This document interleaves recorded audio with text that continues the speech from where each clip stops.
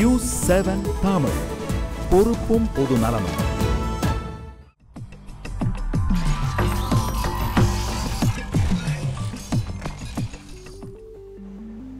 சிறிய இடைவெளிக்கு பிறகு மீண்டும் கேள்வி நேரம் நிகழ்ச்சிக்கு உங்களை மிகுந்த அன்போடு வரவேற்கின்றேன். சொல்லுங்க நரேந்திரன். அதாவது பார்க்கிறவர்கள் பேசுகின்ற போது அது விஷமமான வார்த்தை என்னவென்று சொல்ல எனக்கு தெரியவில்லை. வரலாறு தெரியாமல் பேசுகிறாரா, வரலாற்றை மறைத்து பேசுகிறதா தெரியவில்லை. ஆதாம் ஏவாளே சாட்சிக்கு கூப்பிட்டிருக்கார். நாம் சொல்வதை கல் தோன்ற முன்தாண்ட காலத்தை தமிழகம் இருந்தது என்று சொல்லிக் கொண்டிருக்கின்றோம். ஆனால் இஸ்லாம் அப்போ எங்கே வந்து இஸ்லாமத்திற்கு வருட கணக்கு இருக்கிறது. ப்ராஃபட் முகமது எப்பொழுது வந்தார், இஸ்லாம் மார்க்கம் எப்பொழுது வந்தது, ஒரு வருஷ கணக்கு இருக்கிறது. நான் சொல்லி முடிச்சிருக்கேங்க. ஆகவே அதற்கு முன்பாக என்னுடைய மதம் வைஷ்ணவ மதம், நான் இருப்பது வைஷ்ணவ மதம். என்னோட மதம் வைஷ்ணவ மதம், இல்லை சைவ மதமாக இருக்கலாம், வேற எந்த மதமாக இருக்கலாம். ஆனால் என்னோட மதத்திலிருந்து தயவு செய்து என்னை கூப்பிடாதீங்க. நான் வேறு மதத்துக்கு வருவதற்கு நான் என்றைக்கும் என் மதத்தை விட்டுவிட்டு நீங்க எப்படி வரமாட்டீங்களோ நானும் வரமாட்டேன். ஆகவே தயவு செய்து தயவு செய்து இல்ல இல்ல நானும் தயவு செய்து அந்த வார்த்தை நீங்க சொல்லது. நான் இரண்டு பேருக்குமே இந்த அரங்கில ஒரு கோரிக்கை வச்சிருக்கேன். நீங்களும் அவரை கூப்பிட வேண்டாம், அவரும் உங்களை கூப்பிட வேண்டாம். இந்த அரங்கின் மூலமாக யாரும் யாரையும் கூப்பிடாமல் இருந்தால் இந்த விவாதத்துக்கு இடமில்லாமல் போயிருக்கும். கூப்பிட்டதுனாலதான் பிரச்சனை, விவாதம். சொல்லுங்க. இப்ப அவர் வெட்டு சுக்குநூறாக போட்டாலும் என்னுடைய மதத்தை நான் மாற்றிக்கிறேன்.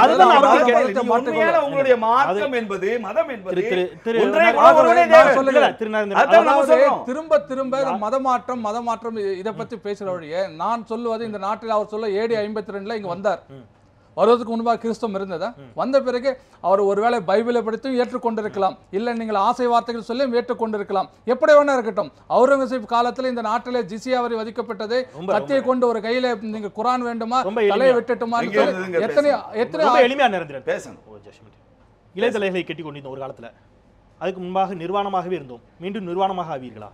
என்னுடைய பிரச்சனை என்பது முன்பு எப்படி இருந்தோமோ அப்படித்தான் இருக்க வேண்டும் என்று சொல்லக்கூடிய வாதம் அப்படிங்கிறது கற்களை உரசித்தான் தீயை.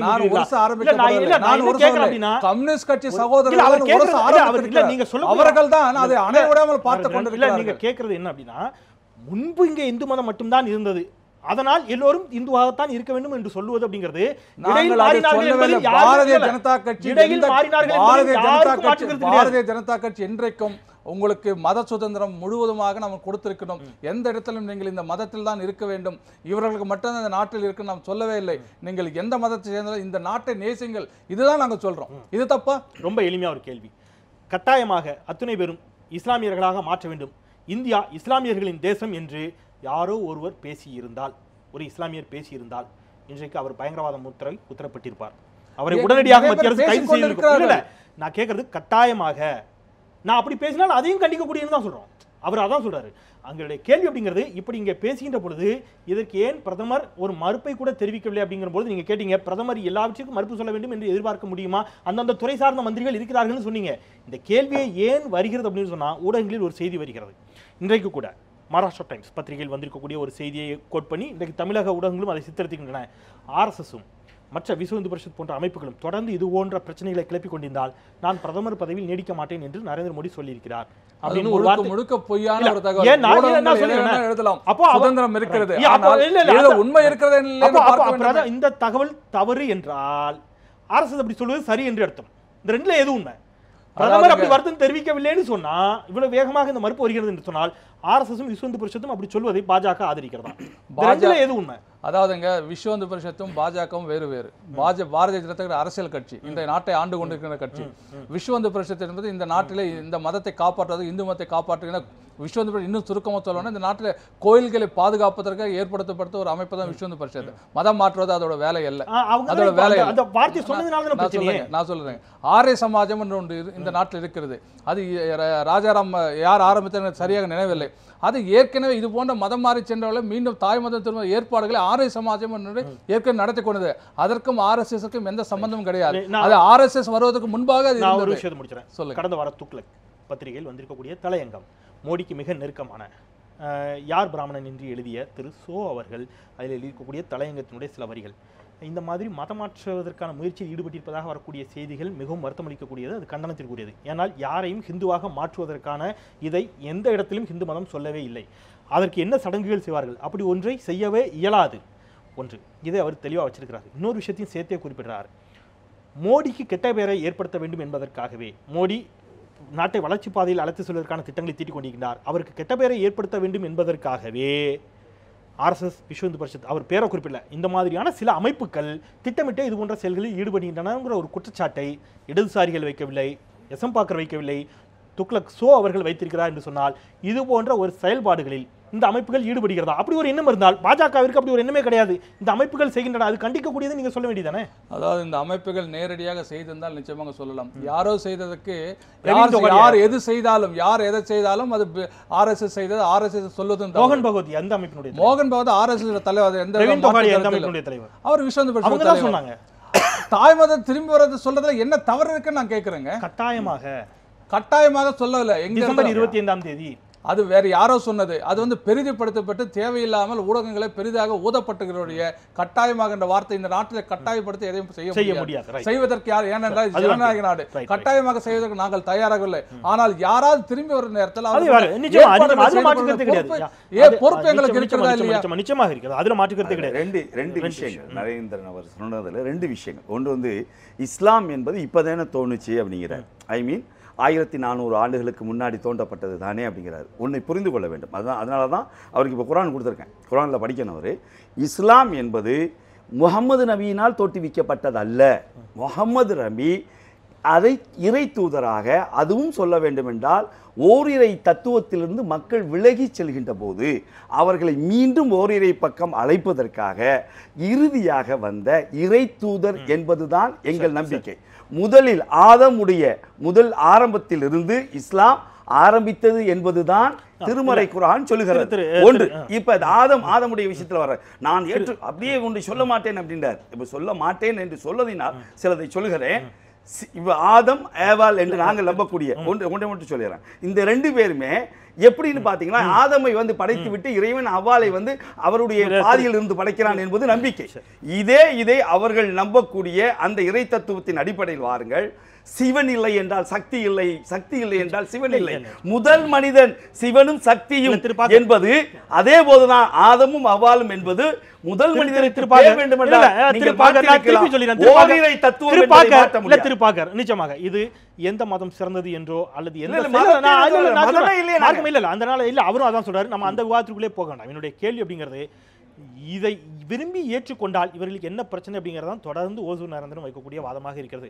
இத்தனை ஆண்டு காலம் இந்த மத மாற்றம் இங்கே நிகழாமல் இருந்ததா? விரும்பி ஏற்றுக்கொள்கின்ற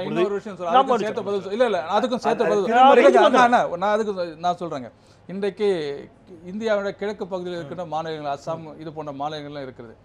அங்கே இன்றைக்கு மகர சங்கராந்தி அன்றைக்கோ தீபாவளி அன்றைக்கு மற்ற நாட்களில் வேறு ஒரு இனத்தில் சென்று நீங்கள் இதை பாடக்கூடாது, இந்த பாடல் தான் பாட வேண்டும் என்று கட்டாயப்படுத்தி நிர்பந்தம். ஏன்னா நாங்கள் வாழக்கூடிய நாகர்கள் மற்றவர்கள் எல்லாம் பழங்குடி மக்கள் நிர்பந்தப்படுத்தி ஒரு திணிப்பு நடந்து கொண்டிருக்கிறது. அதை ஏன் திணிக்கிறது கேட்டால் தவிர அது தவறு இல்ல, தவறு இல்லை. எந்த மதத்தை யார் மீது திணித்தாலும் அது தவறு. அதாவது என்னுடைய மத சுதந்திரம், நான் பொங்கலை எப்படி கொண்டாடுறேன் எனக்கு டிகேஆர் ஒரு கேள்வி வைத்திருக்கிறார். தொடர்ந்து வைக்கக்கூடிய தான் ரிப்பீட் கொஸ்டின்ஸ் வைங்களேன், ரிப்பீட் ஆடியன்ஸ் மாதிரி ரிப்பீட் கொஸ்டின்ஸ். எந்த சாதியில் சேர்த்துக் கொள்வார்கள் அப்படிங்கிற ஒரு கேள்வியை வைக்கிறார். இது ஏதோ குதர்க்கமான கேள்வியாக தயவு செய்து எழுதுகிறாரோ, பிராக்டிக்கலான டவுட். நாளைக்கே வேற யாருக்கோ இந்த மதத்திற்கு திரும்ப வேண்டும் என்று நினைத்தால் கூட சட்ட ரீதியாக அதில் இடஒதுக்கீட்டிற்கான சான்றிதழ்களை பெறுவதில் தொடங்கி திருமண சடங்குகள் போன்ற சடங்குகளை செய்வதில் சில சிக்கல்கள் இருக்குது அப்படிங்கிறத நம்ம வந்து ஒத்துக்கொண்டே ஆக வேண்டும். இந்த அடிப்படையில் தான் கேட்குறாங்க, இது என்ன சாதியில் சேர்த்துக்கொள்ளப்படுங்கிற ஒரு சிக்கல் இருக்கிறது. இதற்கு ஏதேனும் தெளிவான பதில்கள் இருக்கிறதா, அல்லது சட்ட திருத்தம் கொண்டு வரக்கூடிய எண்ணம் இருக்கிறதா, ஏதாவது செய்ய முடியுமா? உண்மையிலே அப்படி இருக்க, உதாரணத்துக்கு நான் ஏற்கனவே உங்களுக்கு சொல்லியிருக்கேன் இந்த பதிலை. அண்ணன் பார்க்கிறவர்களை கேட்டாலும் கூட அவர் மூதியவர்கள் என்ன ஜாதியில் வந்தாலும் தெரியும். ஆனால் இந்த ஜாதி மதம் இல்லாத சமுதாயம் உருவாக வேண்டும் தானே RSS கொள்கையாக தானே. நாங்கள் சொல்வது தீண்டாமை என்பது ஒரு அமைப்பை சமீபத்தில் ஏற்படுத்த ஜாதிகள் எல்லாம் குறைஞ்ச 500-600 வருஷம் முன்னாடி பாருங்க ஜாதிகள் இருக்காது. யார் எந்த தொழிலை செல்ல அவனுக்கு ஒரு பெயர் இருந்த வழியே அதுதான் இருந்தது. ஆனால் ஜாதிகள் என்பது இவர்களாக உருவாக்கி பிரிட்டிஷ்காரன் வெள்ளைக்காரன் காலத்தில் உருவாக்கப்பட்டது ஜாதிகள்.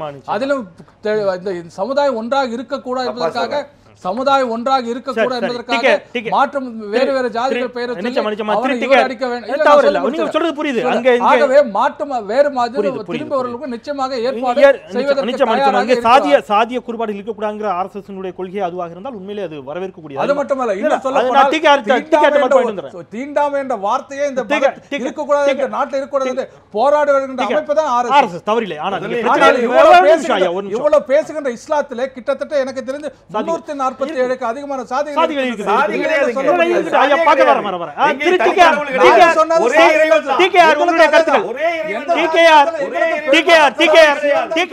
தனிக்கடவுள் எந்த கிடையாது. ஜாதியா இருந்தாலும் தனித்தனி கடவுள் தனிக்கடவுள் ரொம்ப- எல்லாரும் எல்லாரும் தான் கும்பிடுறாங்க. ரொம்ப இனிமை. சிவனையும் தனிக்கடவுள் கும்பிடுறாங்க, கிடையாது. கும்பிடுறாங்க, விநாயகரை எந்த கும்பிடுறாங்க, தனிக்கடவுள் காளியை கிடையாது. கும்பிடுறாங்க, திருவள்ளுவர் கும்பிடுறாங்க. தீட்டு, அவசர நரேந்திரன். தீட்டு ரொம்ப கிடையாது. ரொம்ப யார் வேண்டாலும் வைத்தது. யார் வேண்டாலும் பள்ளிவாசலுக்கு வரலாம். நீங்களும் வரலாம். பள்ளிவாசலுக்கு வாருங்கள். ஓசூர் நரேந்திரன். எந்த சிலையும் இருக்காது. ஓசூர் நரேந்திரன். ஓசூர் நரேந்திரன். ஓசூர் இறைவனே நரேந்திரன். இருக்க மாட்டார். பாக்கர் ஒரு நிமிடம். ஒரு நிமிடம். அவர் உங்களுடைய கேள்வி அப்படிங்கிறது தாய் மதத்திற்கு திரும்புவதால் என்ன சாதி அப்படிங்கிறத நான் இன்னும் அதை சர்ச்சைக்குள்ள கூட போக விரும்பல. அதை கேள்வி கேட்டவங்களுடைய நோக்கம் அப்படிங்கிறது இடஒதுக்கீடு. நான் மற்ற விஷயத்துக்கு கூட போகவே விரும்பல. தயவு செய்து நான் என்ன தொடர்ந்து வைக்கப்படக்கூடிய கேள்வி தான், அதற்கான பதில் நிச்சயமாக இல்லை என்பது தெரியும். அதனால் அதை தொடர்ந்து கேட்டு காயப்படுத்த விரும்பவில்லை. அவர்களால் சிதம்பரம் கோயிலுக்குள் சென்று பூஜை செய்ய முடியுமா? பல கேள்விகள் இதற்குள் அடங்கி இருக்கின்றன. சாதி உருவாக்கப்பட்டது என்ற வாதம் உண்மை என்று வைத்துக் கொண்டாலும் கூட அதை ஏன் உடைப்பதற்கு தயாராக இல்லைங்கிற ஒரு கேள்வி தொடர்ந்து முன்வைக்கப்படுகிறது. அதற்கு இவர்கள் தயாராக இல்லை அப்படிங்கிற சான்றுகளை அவர்கள் கொடுப்பார்கள். அது ஒரு பெரிய விவாதம். நான் அதுக்குள்ளேயே கூட போக விரும்பல. இடஒதுக்கீட்டுக்கான பிரச்சனை என்னவாகும்? அவர் விரும்பி ஒரு சாதியை, நாளைக்கு நீங்க சொல்ற ஒரு வாதத்துக்கு வரேன், என்னுடைய மூதாதையர்கள் நாடார் சமூகத்தைச் சேர்ந்தவர்கள் அல்லது தேவர் சமூகத்தைச் சேர்ந்தவர்கள் அல்லது வேறு ஏதோ முதலியார் செட்டியார் நீங்க சொன்ன மாதிரி ஒரு சமூகத்தைச் சேர்ந்தவர் அவர் மாறுகிறார். அந்த சமூகத்தைச் சேர்ந்தவர்கள் அவருக்கு பொண்ணு கொடுத்து பொண்ணு எடுப்பார்களா? திருமண வாய்ப்பே கிடையாது அப்படிங்கிறது தான் உண்மை. இல்ல இந்த சமூகம் இல்ல இல்ல அது பதில் ஐயா, சொல்றேன். இன்னைக்கு நான் தூத்துக்குடி திருத்திக்க- மாவட்டம் திருத்திக்க- எனக்கு வேணாம். எனக்கு பொண்ணு கொடுக்க வேணாம். இல்ல, திருத்திக்க- முதல்ல ஒரு தலித்துக்கு திருத்திக்க- ஒரு தலித்துக்கு பிராமணவால் பொண்ணு கொடுக்கட்டும். திருட்டிக்கையார் உங்களுடைய கருத்துக்கள், திருட்டிக்கையார் உங்களுடைய கருத்துக்களை இருங்க டிக்கையார் திருட்டிக்க ரங்கராஜன் நீண்ட நேரமாக அவருடைய கருத்துக்களை சொல்ல முற்பட்டு கொண்டிருக்கிறார். திருட்டிக்கையார் உங்களுடைய கருத்துக்கள் சொல்லுங்க.